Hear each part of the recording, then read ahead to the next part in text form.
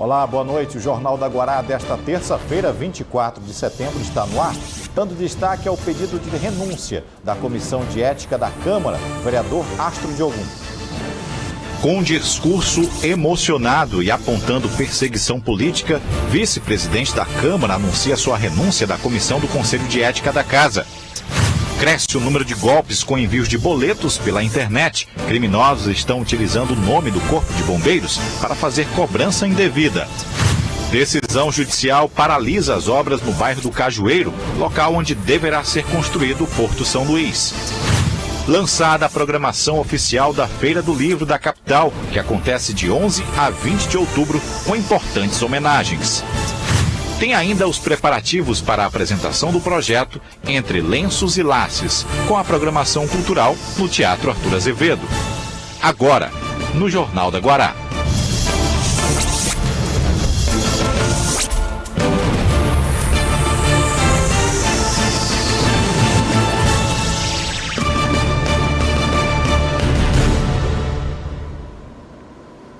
Crimes virtuais em um mundo cada vez mais tecnológico. Tem crescido assustadoramente golpes por meio da rede mundial de computadores. Segundo a Febraban, os golpes ficaram mais sofisticados e criativos. E agora o órgão criou uma nova plataforma de cobrança para centralizar o processo de registro de boleto e eliminar aproximadamente aí 450 milhões de reais em fraude por ano. Aqui no Maranhão, a prática deste crime vem utilizando o nome do Corpo de Bombeiros, fazendo cobranças devido ao combate a incêndios. Desde a semana passada, uma quadrilha ainda não identificada está enviando para empresas maranhenses boletos em nome do Corpo de Bombeiros Militar do Maranhão. Os documentos chegam por e-mail e pedem um valor de aproximadamente R$400, que seria uma suposta taxa de incêndio para ajudar no combate às queimadas registradas recentemente aqui no estado. A corporação esclarece que não existe este tipo de serviço. Taxa que o Corpo de Bombeiro ele cobra é recolhida pela Secretaria de Fazenda.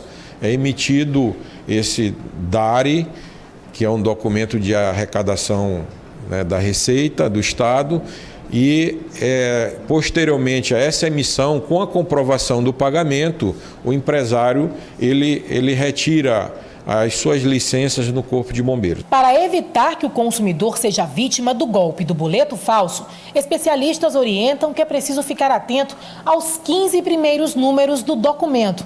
Os 5 primeiros identificam a instituição financeira, os seguintes, a agência bancária e os últimos, a conta para onde o dinheiro vai ser enviado. A gente pede que a população fique atento para receber boletos via e-mail. A grande quantidade de golpes, eles estão mandando e-mails falsos todo o tempo. No golpe do boleto bancário, o consumidor, por exemplo, compra um produto que não é entregue e só descobre que pagou um boleto falso depois de reclamar. Geralmente, os valores pagos pelas vítimas são encaminhados para laranjas ou fraudadores.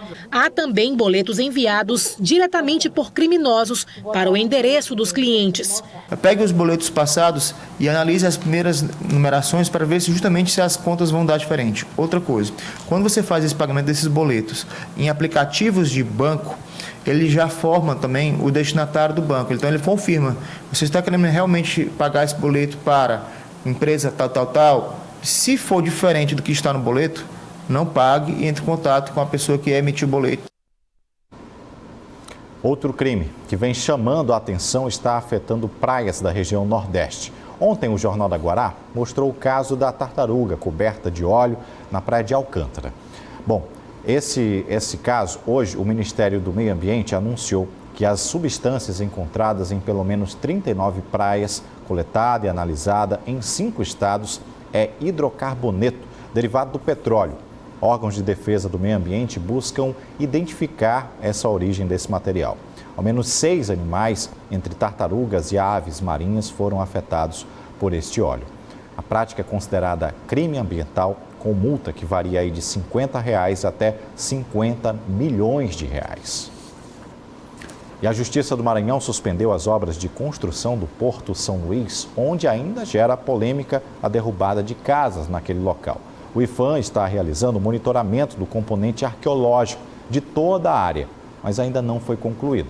Por este motivo, a Defensoria pediu a paralisação dos trabalhos.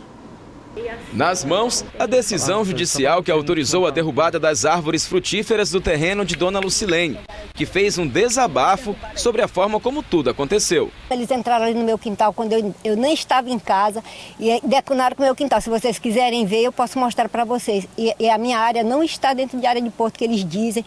Aí eles alegam que eu botei uma cerca para dentro do terreno da empresa. É mentira, eu nunca fiz isso. Além das consequências sociais, já que mais de 20 casas precisaram ser derrubadas na comunidade do Cajueiro, a obra também pode trazer perdas arqueológicas. Por conta disso, foi solicitado que o IPHAN Maranhão fizesse o monitoramento do componente arqueológico de toda a área afetada pelo porto. O prazo acabou em abril deste ano. Como o plano não foi apresentado, a Defensoria Pública da União solicitou que a Justiça embargue a obra. Como uma forma de acautelar, de proteger aquilo que está acontecendo até que se demonstre, caso tenha existido, o cumprimento formal daquelas que são as condições para que a obra seja executada. Mesmo com o pedido de tutela antecipada para a suspensão das obras, os trabalhos para a construção do porto seguem a todo vapor, inclusive com a destruição de novas áreas. O IPHAN Maranhão alega que já concluiu o plano de competência arqueológica. Em contrapartida, a Defensoria Pública da União diz que até agora não recebeu nenhum documento formal. Segundo o Defensor Público Federal, a resposta sobre o pedido de suspensão das obras foi dada pelo IPHAN por meio de uma ligação. Do superintendente regional do IPHAN, e ele disse que houve sim, já desde aquela época, o envio das informações. Eu disse para ele que não tinha chegado até a Defensoria e ele se comprometeu em apresentá-lo. Em meio a essa judicialização, Dona Lucilene não esconde o medo de perder a casa que tem. Depois de velha, que minhas plantas estão produzindo, e que eles vão lá e derrubam. E aí, como é que eu vou ficar? Em nota, o Instituto do Patrimônio Histórico e Artístico Nacional esclarece que acompanha o processo relativo ao terminal portuário de São Luís e área de entorno desde 2014, atendendo ao ordenamento jurídico pertinente ao tema. Todas as solicitações feitas pela Defensoria Pública da União relativas a esse empreendimento foram atendidas. O último ofício enviado pelo IPHAN na data de 18/6/2019, comprovando que o Instituto respondeu à mais recente solicitação da Defensoria.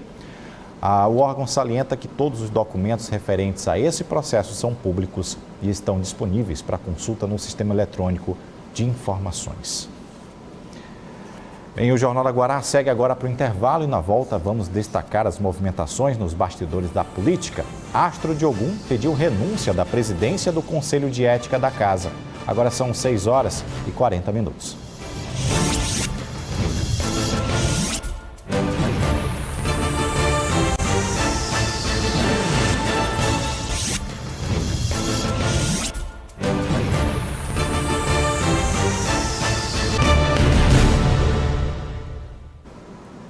Começamos este bloco com as informações das movimentações nas casas parlamentares. Na Assembleia, várias pessoas foram à galeria para protestar contra a homenagem que foi aprovada pelos deputados à ministra da Mulher, Damares Alves. A titular da pasta não veio ao Maranhão, mesmo assim o protesto foi mantido e chegou a incomodar vários deputados. Alguns deles chegou a bater boca e mesmo sob vaias, a deputada Mical Damasceno, autora da proposta, foi à tribuna e defendeu seu ponto de vista. Confira. Vocês têm o livre-arbítrio, o direito de defender suas escolhas, sua ideologia, mas eu represento aqui a comunidade evangélica e que jamais eu deixarei de lutar pelos interesses e valores éticos e morais em defesa da família, que é a família tradicional de macho e fêmea e de todos os valores. Olha, aí na Câmara Municipal de São Luís, a surpresa foi a renúncia do vereador Astro de Ogum à presidência da Comissão do Conselho de Ética da Casa. Isso porque ele está sendo investigado pela Polícia Civil numa possível participação dele e de 2 assessores em um esquema de chantagem sexual pela internet. Vamos ver o que disse o vereador. Hoje venho prestar conta nesta casa e aproveitar o momento para renunciar à comissão de ética que faço parte desta casa. A comissão de ética que fique à vontade, que seja cumprido o meu pedido.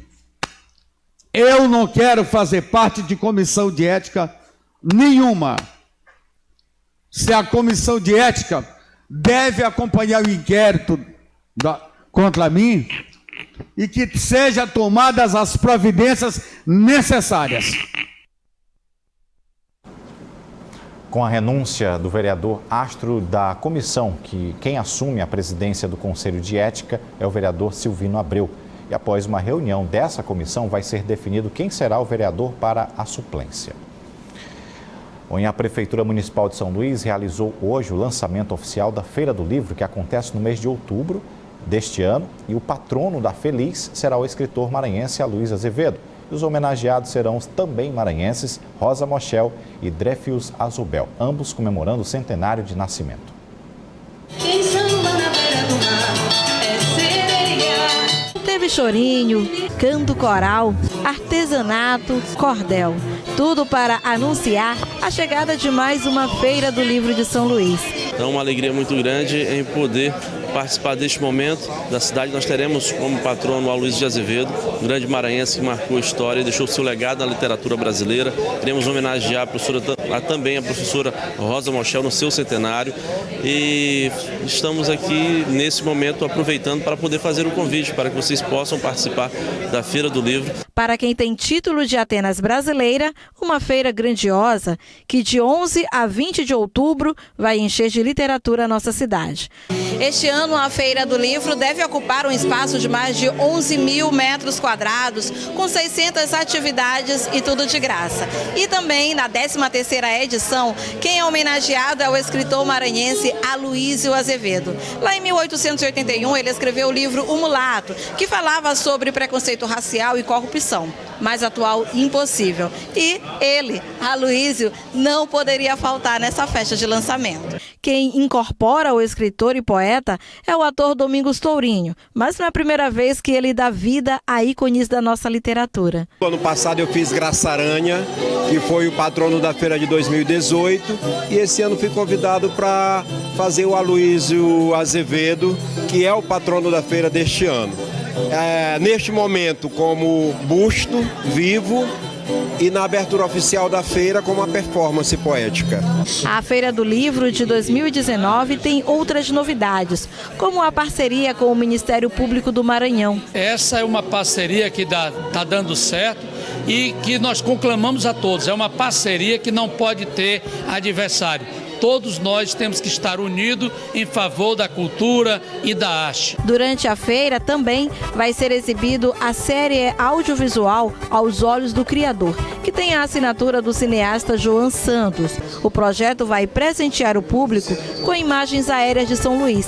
É de encher os olhos e tirar o fôlego. O projeto Aos Olhos do Criador é falar da cidade de São Luís, tudo no drone visto de cima, né? E mostrar a cidade que não tem oportunidade de conhecer a cidade através de sobrevoo, né? E a gente tentou passar isso para quem não conhece, né?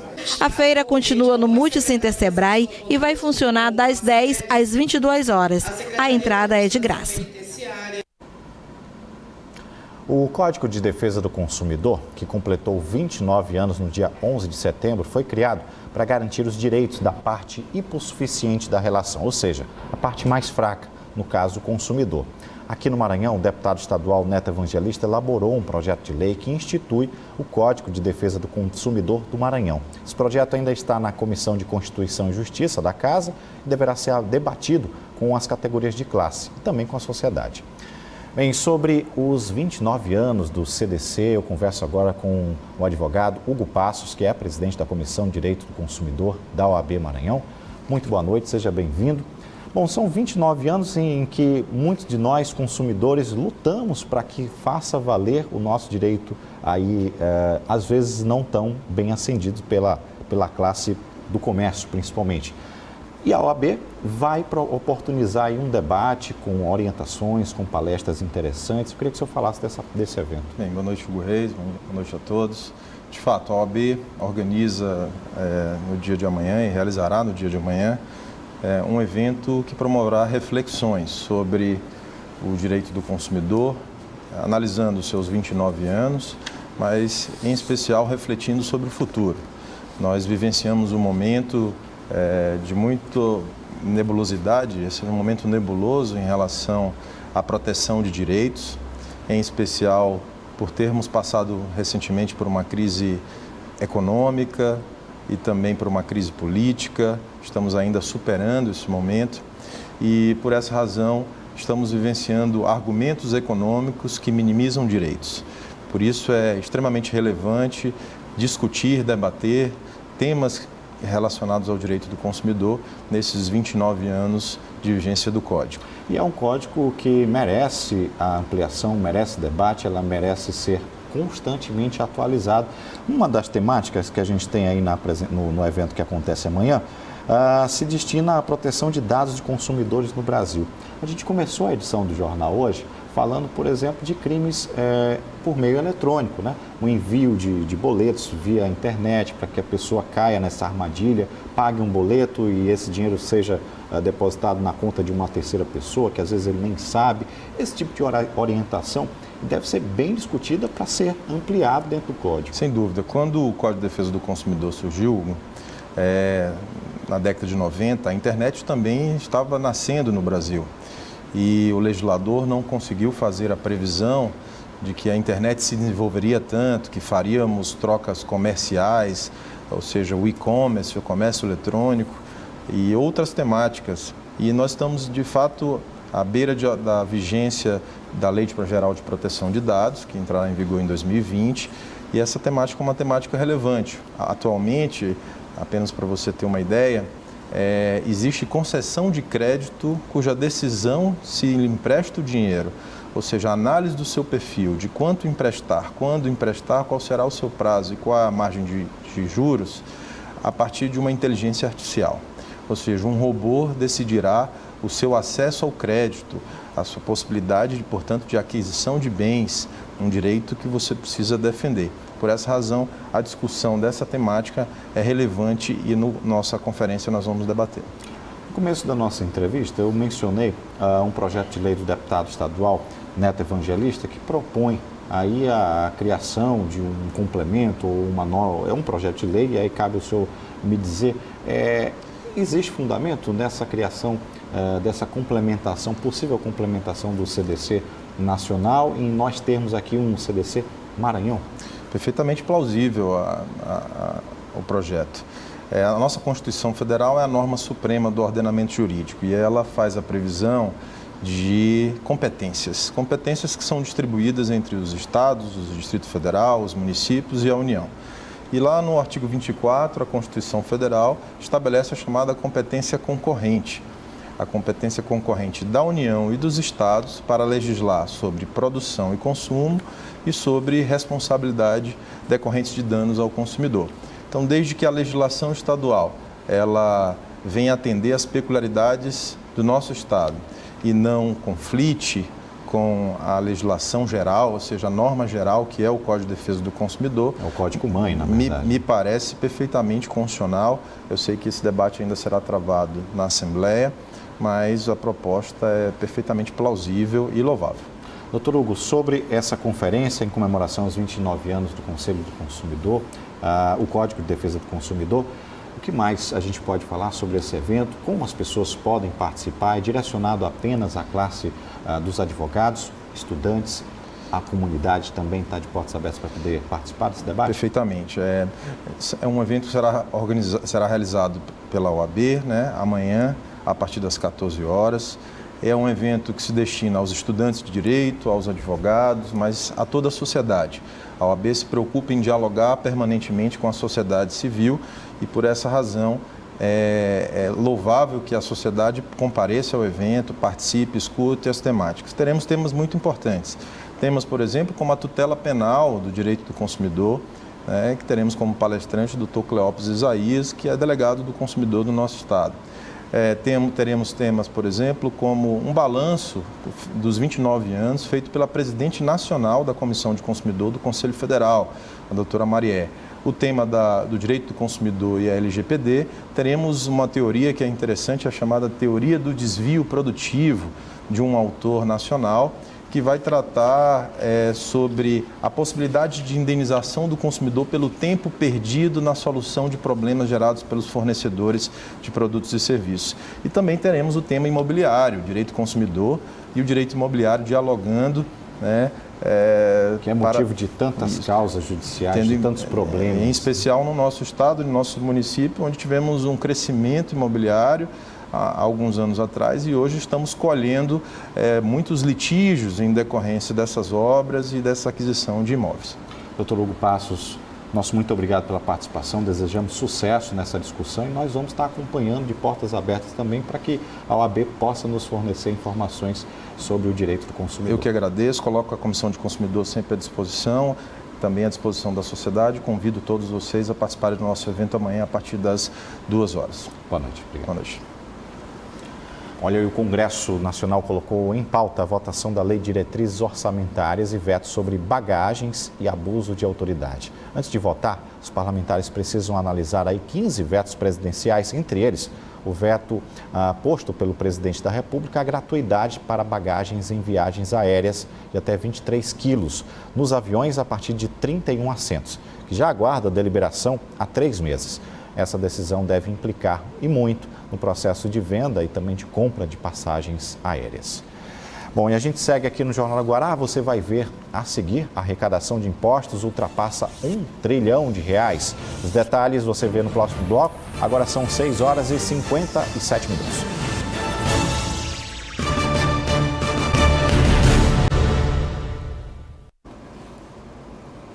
O Jornal da Guará traz alguns números da economia, em especial do dinheiro de você, consumidor.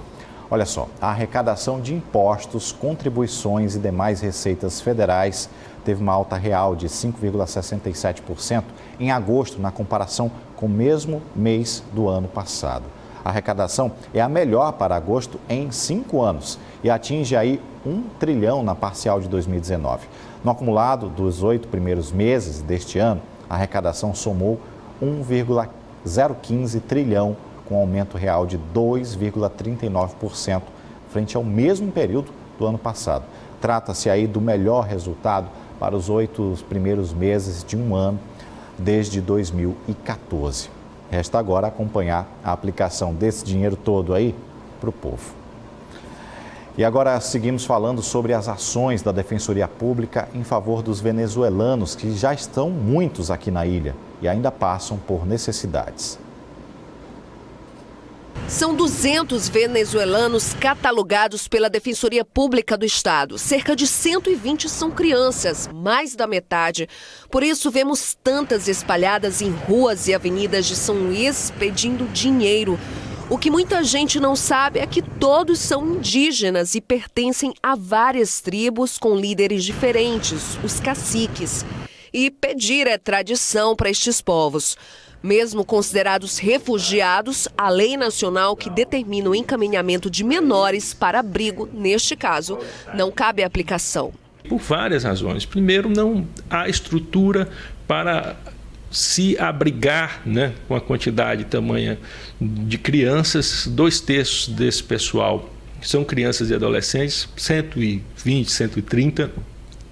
E por não ser essa a medida, por não ser adequado o rompimento imediato dos vínculos, você, na verdade, tem que buscar entender, compreender e ajudar esse povo para que eles deixem de ter a necessidade de estar aos sinais. 2 reuniões mediadas pelo Núcleo de Defesa da Criança e Adolescente da Defensoria Pública já foram realizadas com secretarias de Estado e Municipal para formar uma força-tarefa para incluir os indígenas venezuelanos em programas sociais. Essa força-tarefa vem trabalhando já há quase 60 dias, com várias reuniões, com muito trabalho interno, com aprofundamento no diálogo e no conhecimento da situação, com um levantamento, uma catalogação dessas pessoas, das suas necessidades. Já houve intervenções de saúde, visitas de médicos, vacinação. A parceria com a Universidade Federal definiu possibilidade de oferta de cursos de língua portuguesa e inclusão em projetos de atendimento em saúde desenvolvido pelos estudantes. A Defensoria Pública da União garantiu a busca de documentação dos refugiados e o atendimento humanitário ficou sob responsabilidade da Secretaria dos Direitos Humanos e Participação Popular. O assunto agora é saúde. Segundo dados atuais da Secretaria de Estado da Saúde do Maranhão, houve um aumento da incidência da cachumba aqui no estado este ano. Foram registrados 15 casos de cachumba, 8 só no ano passado. A Secretaria de Saúde orienta que no caso da cachumba, a proteção é com a mesma vacina que protege do sarampo. Portanto, é bom se vacinar e pegar informações nos postos de saúde. E vamos ao nosso giro de notícias de hoje.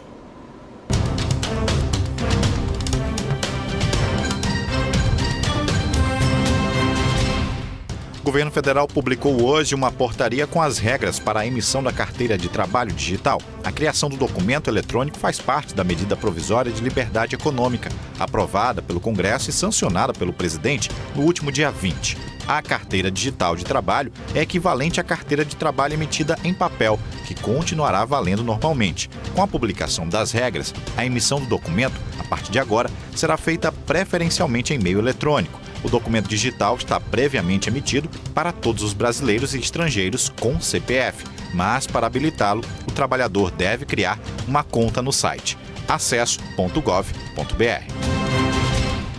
O resultado foi negativo para o exame de conjunção carnal nas investigações que acusam o ex-prefeito de Santa Luzia e o Zemar Oliveira de estuprar uma menina de 3 anos em São Luís. O ex-prefeito foi preso em flagrante no dia 15 de setembro, depois de denúncia de estupro contra uma criança de apenas 3 anos. Segundo informações, a mãe da menina é amiga da enteada do ex-prefeito. Esta seria a primeira vez que ela e a criança teriam ido à casa do acusado. Ele continua preso em Pedrinhas. Isso porque, mesmo com o resultado negativo para o exame de conjunção carnal, para a Justiça, atos como beijo na boca ou tocar as partes íntimas de menores de 14 anos são considerados estupro. E isso que está valendo e está sendo analisado pelas investigações que seguem em segredo de justiça. Hora do intervalo. Na volta vamos falar sobre o projeto Entre Laços e Laces. Antes você fica com a Tábua de Marés para amanhã.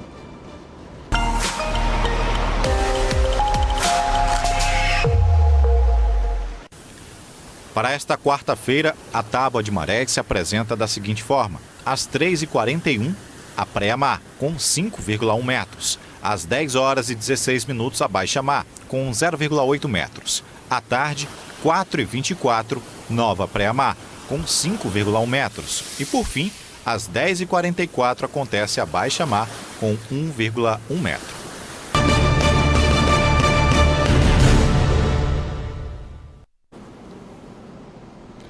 E no início do Jornal da Guará, nós falamos sobre os crimes ambientais registrados aqui no Maranhão. Essa situação vem chamando a atenção de ativistas ambientais que decidiram cobrar uma resposta imediata do poder público. Nas imagens que circulam pelas redes sociais, podem ser vistas várias manchas de óleo. Uma das mais chocantes mostra uma tartaruga completamente coberta pela substância. Este ativista ambiental, ao ver as imagens, acionou as autoridades em busca de providências e da responsabilização pelo crime ambiental. Então já iniciou as investigações, nós estamos aí tratando de uma forma bem séria para que quem fez isso seja punido de imediato. A substância ainda é desconhecida. Grande quantidade encontrada pode causar uma série de prejuízos para a vida marinha. Esse óleo com essa composição causa um estrago muito grande para a fauna marinha. Desde os peixes, para as tartarugas, para os golfinhos, para a fauna marinha de uma forma geral, que impregnada de óleo, elas provavelmente vêm a óbito. Nos últimos dias, além das manchas de óleo, vários envelopes usados em embarcações foram encontrados no litoral maranhense. Os fatos requerem das autoridades locais maior fiscalização para evitar impactos ambientais desastrosos. A gente vem colocando em risco nossos biomas, em risco nossa fauna, flora aquática, inclusive, em prol de um desenvolvimento que não atinge todo mundo. Então a gente precisa alertar a sociedade acerca disso e começar a agir, pressionando os gestores e pressionando sobretudo que às vezes ela realmente funcione, porque nós temos bastante leis e elas não funcionam como deveriam funcionar, punindo aqueles que agridem o meio ambiente. E para encerrar a edição de hoje, nós vamos mostrar aqui para você um projeto social que visa dar mais força e embelezar mulheres que passam por tratamento quimioterápico. A queda do cabelo é uma barreira enorme, além da doença que mais cresce e mata no mundo. Jairo Martins tem os detalhes. Estamos aqui no palco sagrado do Teatro Arthur Azevedo para falar sobre o lançamento de um projeto que vai acontecer na noite desta quarta-feira. O projeto Entre Lenços e Laces. Sobre esse assunto eu vou conversar agora com uma das idealizadoras do projeto, a Carol Santos. Tudo bem? Como é que foi pensado esse projeto e como é que as pessoas que estão em casa podem ajudar? Na verdade, tudo isso surgiu diante de uma pequena campanha que a gente fez, né, para doação de cabelos, e aí a gente percebeu que precisava de mais, a demanda era muito grande e as mulheres daqui de São Luís precisavam muito mais desse apoio, dessa possibilidade de esperança de ter a sua peruca, né, viabilizar mais facilmente. Então, com a união da Rosete Gonçalves, justamente com a doutora Laiane, a gente conseguiu construir esse projeto e que vai viabilizar perucas para 100 mulheres. Esse é o nosso objetivo, é a nossa meta, que 100 mulheres possam ser beneficiadas com essas perucas. E como é que as pessoas podem fazer para ajudar? É doação de cabelo, doação de valores? Como é que faz para fazer as doações? Além do evento beneficente, onde vai ter 100% arrecadado para esse projeto, a gente tem uma vaquinha online acontecendo, que esse link está dentro do nosso perfil do Instagram, Entre Lenços e Laces, né? E a gente também tem a camiseta oficial, tem bottom, tem lenço. Então, assim, existem muitas possibilidades que você pode contribuir com a gente, pode doar, como a gente fala, doar fios de esperanças a alguém. Lembrando que o lançamento do projeto acontece na noite desta quarta-feira, às 8 horas da noite. Os ingressos estão sendo vendidos aqui na bilheteria do teatro e também pelo site do Teatro Arthur Azevedo e nas lojas Foto Sombra. Vou falar também com Camila Mello, que é paciente oncológica. Como é para você, né, passar por essa experiência e também poder ajudar outras pessoas? Pois é, assim, eu como paciente, eu tenho firmeza para falar que é uma coisa que mexe muito com a gente. A perda do cabelo não tem como não abalar. E aí eu faço esse apelo mesmo, porque é importante para a mulher, principalmente as mulheres mais velhas. Elas têm vergonha, elas se sentem muito mal em não estar com o cabelo, tá careca, até mesmo às vezes de touca, elas nem gostam muito. Então é muito importante para a autoestima, para o bem-estar, para o tratamento, porque isso também interfere no tratamento, o nosso bem-estar. Não só pacientes de câncer vão ser beneficiadas. Tem outras patologias com perda de cabelo. Tem uma criança que faz parte também do projeto, o nome dela é Mirella. Ela tem uma patologia de perda de cabelo, ela tem já a lace dela. Então, essas pessoas também vão ser beneficiadas. Lembrando que a Camila vai ser uma das atrações aqui juntamente com a orquestra João do Vale. Então, aproveite essa oportunidade também para cantar pra gente, né, Camila? Pai, eu quero te amar, tocar o teu coração e me derramar aos teus pés. Espero todo mundo lá, viu, gente? Que maravilha! Então assim fica o convite para vocês que estão nos assistindo. Jairo Martins para a TV Guará. Legal, vale a pena. Essa outra dica é para quem quer ficar em dia com a saúde, quer ser solidário e aproveitar para testar seus limites. Você tem só até daqui a pouco, meia-noite, para fazer sua inscrição na Corrida do Bem. O endereço eletrônico da corrida, você pode ter todas as informações, já está aparecendo aqui embaixo na tela. E por que é uma corrida com todos esses atributos? Porque ela ela tem um caráter social, já que todo o valor arrecadado com as inscrições será destinado à Fundação Antônio Dino, que mantém o Hospital do Câncer. As inscrições, como eu disse, terminam hoje, daqui a pouco, isso se as vagas não se esgotarem antes, porque são limitadas. Acesse o site, fique por dentro de todas as informações. Por aqui a gente encerra o Jornal da Guará de hoje. Outras informações no portal guará.com. Você fica agora com o programa Os Analistas. A gente volta a se encontrar amanhã, às 18h30, aqui na tela da TV Guará. Boa noite.